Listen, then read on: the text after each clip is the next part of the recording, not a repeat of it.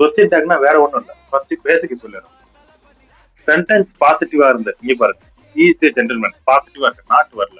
அப்படி பாசிட்டிவான சென்டென்ஸ்க்கு நம்ம டேக், இந்த கொஸ்டின் டேக் வந்து நெகட்டிவா ஃபார்ம் பண்ணணும்.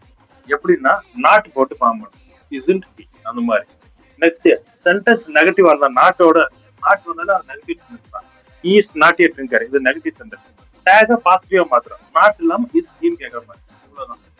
இந்த கூட இந்த சினிமால கூட அண்ணனுக்கு உயிர்வாடுன்னு ஆசை இருக்கு இருக்குல்ல அப்படின்னு ஒரு மாதிரி கேட்பாங்க பாருங்க, அதுதான் கொஸ்டின் டேக், வேற ஒன்றுமே கிடையாது.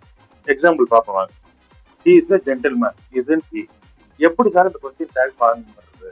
அதாவது சப்ஜெக்ட் இருக்கு பாருங்க, he is a subject, is வந்து verb, is ஆக்சிலரி verb தான். அதாவது he is a gentleman, ஒண்ணுமே இல்ல. இந்த is இது வந்து பாசிட்டிவ் சென்டென்ஸ், இந்த நெகட்டிவா மாத்திரம் isn't he. அதாவது இந்த வெர்ப ஃபர்ஸ்ட் போட்டு, இந்த ஆக்சிலரி வெர்ப ஃபர்ஸ்ட் நெகட்டிவா ஃபார்ம் பண்ணி போட்டு, இந்த he சப்ஜெக்ட் எடுத்து இப்படியே போட்டுரும். இதுதான் பேசிக் ஃபார்மே, வேற ஒண்ணும் இல்ல. he is not a gentleman னா is he ன்னு போடுறோம். he is a gentleman இருந்தாலும் பாசிட்டிவா இருக்கிறதுனால நெகட்டிவ்ல isn't he அப்படின்னு போடுறோம். அவ்வளவுதான். மெயினா